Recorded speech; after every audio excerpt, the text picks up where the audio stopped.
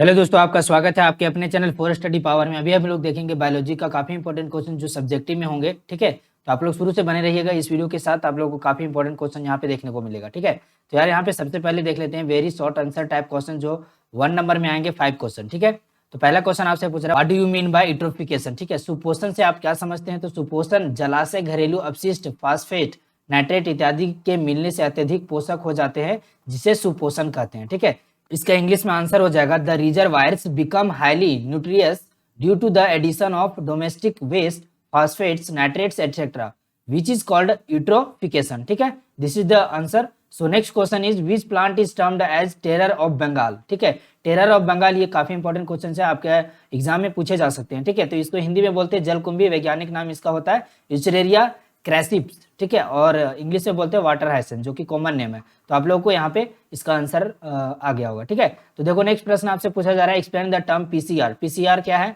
Polymerase chain reaction है। ठीक है, तो आप लोग को ये याद रखना है। नेक्स्ट क्वेश्चन आपसे पूछ रहा है, snow blindness is related to which organ of human body. ठीक है, यहाँ पे ऑर्गन होगा, आर छूट गया है। तो ऑर्गन, कौन से ऑर्गन में ये स्नो ब्लाइंडनेस होता है? तो आपका मानव के आंख के कॉर्निया में होता है। ठीक है, कॉर्निया ऑफ द ह्यूमन आई। तो आपका ये सही आंसर हो जाएगा। नेक्स्ट प्रश्न आपसे पूछा जा रहा है यहाँ पे, Montreal protocol was related with which issue. ठीक है, तो ये क्वेश्चन प्रीवियस वीडियो में मैंने करा चुका है। तो यहाँ पे देखो मॉन्ट्रियल मसौदा का संबंध किस मुद्दे से था? तो आपका ओजोन परत के क्षय से संबंधित था, जिसको मॉन्ट्रियल प्रोटोकॉल समताप मंडल की ओजोन परत की रक्षा के लिए एक वैश्विक समझौता है। ठीक है, ये एक वैश्विक समझौता है। ठीक है, related to the depletion of the ozone layer, the Montreal protocol is a global agreement to protect the stratospheric ozone layer. Next question आपसे पूछ रहा है, the thickness of ozone column is measured in which terms. ठीक है, ozone का thickness जो है, मोटाई, उसका माप किस इकाई से करते हैं? कौन सा इकाई हम लोग प्रयोग करते हैं? तो उसका सही आंसर हो जाएगा डॉप्सन यूनिट, जो आपका सही आंसर है यहाँ पे। ठीक है, अगला प्रश्न आपसे पूछ रहा है, the type of interaction in which two different populations of two different species get benefited from each other is called as। ठीक है, एक क्वेश्चन और प्रीवियस वीडियो में इसी टाइप का मैंने करा चुका है। ठीक है, तो यहाँ पे जो बोल रहा है इसका सही आंसर हो जाएगा म्यूटलिज्म। ठीक है, तो ये सहोपकारित आपका बिल्कुल सही आंसर है।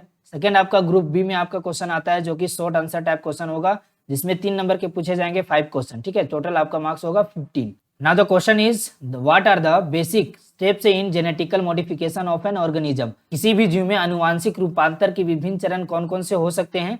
तो आपका देखो, फर्स्ट में हो सकता है identification of DNA with desirable genes. ठीक है, उसके बाद introducing of the identified DNA into the host. ठीक है, नेक्स्ट है आपका maintenance of introduced DNA in the host and transfer of the DNA to its progeny. ठीक है, this is the 3 steps for the genetical modification of an organism. Okay, तो यहाँ पे हिंदी में भी आपका उत्तर दिया हुआ है। तो वांछित जीन युक्त डीएनए की पहचान करना है फर्स्ट में, चिन्हित डीएनए का परपोषी में स्थानांतरण करना है सेकेंड, उसके बाद थर्ड आ जाता है स्थानांतरित डीएनए को परपोषी में सुरक्षित रखना तथा उसकी संतति में स्थानांतरित करना, यानी ट्रांसफर करना। ठीक है, दिस इज द आंसर। सो आपका इंग्लिश और हिंदी दोनों में आपका आंसर दिया हुआ है। उसके बाद आपका आ जाता है 9 number, enlist any 3 applications of GM. GM के मतलब होता है जेनेटिकली मॉडिफाइड प्लांट्स। जो प्लांट्स जेनेटिकली मॉडिफाइड हैं उसमें 3 एप्लीकेशंस आपको बताना है। तो यहाँ पे देखो, पहला आपका एप्लीकेशन है जैविक, पहला आपका एप्लीकेशन है अजैविक प्रतिबलों, ठंडा, सूखा, लवण, ताप के प्रति अधिक सहिष्णु फसलों का निर्माण करना। उसके बाद रासायनिक पीड़कनाशकों पर कम निर्भरता करना, पीड़कनाशी प्रतिरोधी फसल। ठीक है, कटाई पश्चात होने वाले अनादि नुकसानों को कम करने में सहायक। उसके बाद आपका अगला जो पॉइंट है, पौधों द्वारा खनिज उपयोग क्षमता में वृद्धि या शीघ्र मृदा उर्वरता समापन को रोकता है। उसके बाद खाद्य पदार्थों को पोषणीय स्तर में वृद्धि करना, उदाहरणतः जैसे विटामिन ई समृद्ध धान, गोल्डन राइस जिसे हम बोल सकते हैं। ठीक है, उसके बाद इंग्लिश में भी आपका स्टेप दिया हुआ है, स्टेप 9 आपका इंग्लिश में भी एप्लीकेशन दिया हुआ है, made crops more tolerant to abiotic stresses, cold, drought, salt, heat. ठीक है, सेकेंड एप्लीकेशन है reduced reliance on chemical pesticides, pest resistant crops. Okay, third is help to reduce post harvest losses, increased efficiency of mineral uses by plants।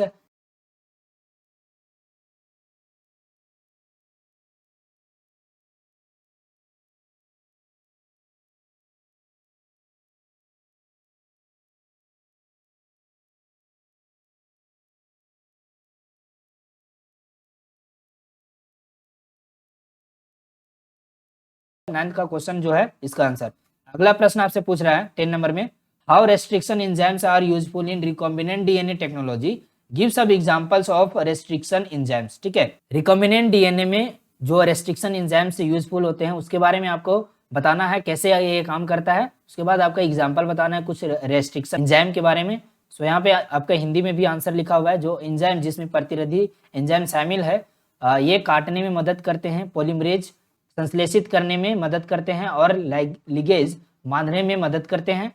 पुनर्नियोजन DNA प्रतिबद्ध enzyme में उस स्थान को निर्धारित करने में एक प्रमुख भूमिका निभाते हैं जहां वांछित जीन को वेक्टर जीनोम में डाला जाता है या डाला जाना है। ठीक है, प्रतिबद्ध एंजाइमों के उदाहरण इको आर आई जो है, उसके बाद हिंद 2 है, बमी H1 है। ठीक है, आदि हो सकते हैं। उसके बाद आपका इंग्लिश में भी पूरा आंसर लिखा गया है, तो आप लोग यहाँ पे देख लो। ठीक है, पहला नंबर क्वेश्चन आपसे पूछ रहा है, नेम एनी 3 बायोपेस्टिसाइड्स, किन्हीं 3 जैव पीड़कनाशों के नाम बताएं।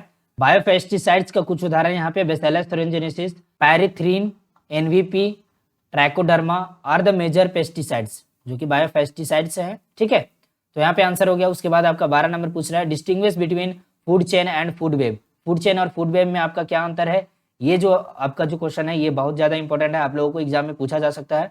खाद्य श्रृंखला, ठीक है, आपका 4-5 पॉइंट यहाँ पे लिखे हुए हैं। मैं आपको डिस्क्रिप्शन बॉक्स में इसका लिंक दे रहा हूँ पीडीएफ का। ठीक है, तो आप लोग जाओ वहाँ पे देखो और पूरा यहाँ पे रिवाइज करो। ठीक है, ज्यादा टाइम नहीं है यार, तो ज्यादा टाइम लगाने से ज्यादा फायदा नहीं है। ठीक है, तो चलो यार देख लेते हैं। खाद्य जाल जो है वो भी आपका पॉइंट में लिखा हुआ है यहाँ पे। ठीक है, उसके बाद आपका यहाँ पे इंग्लिश में भी पूरा difference between food chain and web, food web में किया हुआ है। Food chain a linear pathway solving the flow of energy, an organism of higher and organism of higher level trophic feeds on a specific organism of lower trophic level। ठीक है, उसके बाद आपका point है has no effect on the adaptability and competitiveness of organism। ठीक है, उसके बाद फूड वेब में आता है, पॉइंट है a multitude of networks solving the flow of energy, an organism of higher trophic level has access to more members of a lower trophic level. ठीक है, उसके बाद has role in improving the adaptability and competitiveness of organism. उसके बाद 13 number question पूछ रहा है, what are different types of ecological pyramids. Ecological pyramids जो होते हैं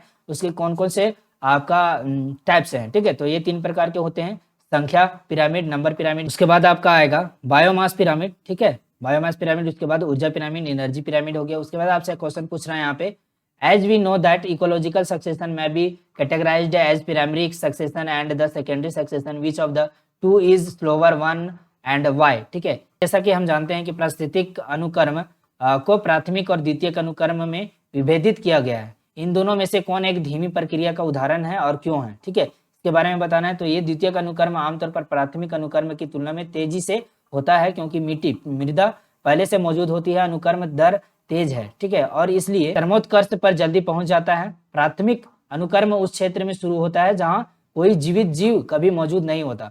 प्राथमिक अनुक्रम में कोई मिट्टी नहीं होती और इसे बनाने की आवश्यकता होती है। इस प्रक्रिया में समय लगता है, इसलिए ये धीमे होते हैं। ठीक है, आंसर यहाँ पे लिखा हुआ है इंग्लिश में, secondary succession usually occurs faster than primary succession because the substrate soil is already present। The primary succession starts in the area where no living organisms ever existed। In primary succession there is no soil and it needs to form।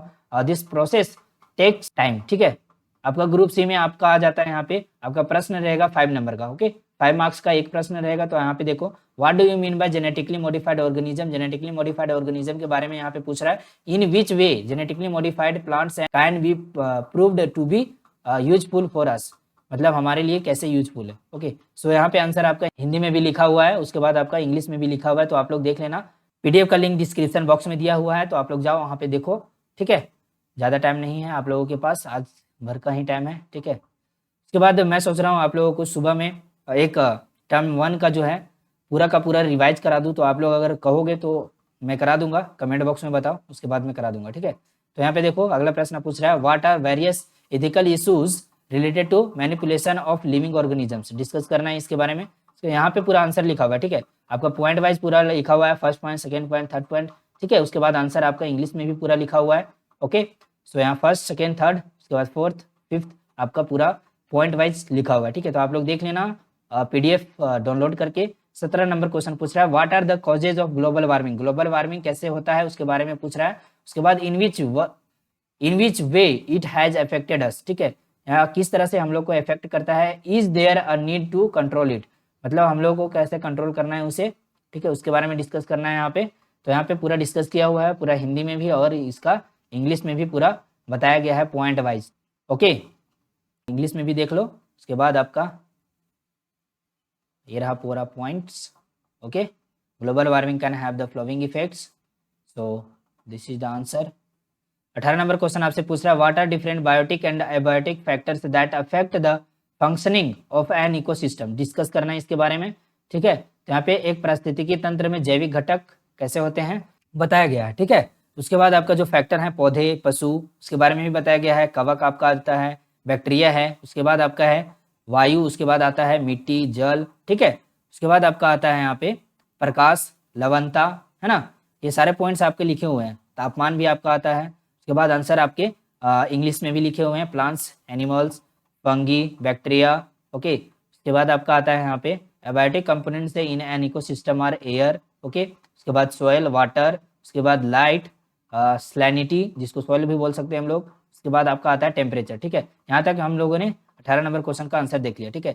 और अगर Telegram पे join नहीं हुआ तो वहाँ पे join हो जाना, वहाँ पे सारा का सारा आपका जो मॉडल सेट है उसका भी आंसर दिया हुआ है, और जो भी इंपॉर्टेंट क्वेश्चन मैं बताया हूँ वो भी वहाँ पे पूरा का पूरा पीडीएफ दिया गया है, ठीक है। और अगर आप लोगों को अगर कोई भी कंफ्यूजन अभी तक समझ में नहीं आ रहा है तो आप लोग जाओ प्लेलिस्ट में, चैनल पे विजिट करो, प्लेलिस्ट देखो, वहाँ पे प्लेलिस्ट में पूरा बायोलॉजी का पूरा सोल्यूशन दिया हुआ है, ठीक है। तो आप लोग कर सकते हो वहाँ अगर आप लोग चाहते हो तो। फिर देखो यहाँ पे अगला प्रश्न आपसे पूछ रहा है, match column A with column B, column A और कॉलम बी को मैच करना है, ठीक है। पहला है आपका यहाँ पे एस्परजिलस नाइजर, ठीक है। तो ये कहाँ पे मिलेगा, ये इसका सही आंसर हो जाएगा सैट्रिक एसिड, बी का ए का आपका 2 हो जाएगा, ठीक है, ए का 2 हो जाएगा। उसके बाद एस्टोबैक्टर एसिटी, ये हो जाएगा आपका 5 नंबर में, ठीक है, एसिटिक एसिड, ठीक है, बी का हो जाएगा आपका 5। ओके, इसके बाद आपका आता है क्लोस्ट्रीडियम ब्यूटिलिकम, ठीक है। तो ये आपका आ जाता है आपका 1 नंबर में, ब्यूट्रिक एसिड, ठीक है, सी का हो जाएगा आपका 1। उसके बाद आपका आता है लैक्टोबैसिलस, ठीक है। तो इसका सही आंसर क्या हो जाएगा, इसका ऑप्शन नंबर 3 हो जाएगा लैक्टिक एसिड। सो डी ऑप्शन का आपका हो जाएगा 3, ठीक है, 3 आपका आ जाएगा। उसके बाद आपका है यहाँ पे ट्राइकोडर्मा पोलियोस्पोरम, ठीक है। तो इसका सही आंसर क्या है, 4th बच गया आपका, तो यहाँ पे ई का हो जाएगा साइक्लोस्पोरिन ए, ठीक है, 4th।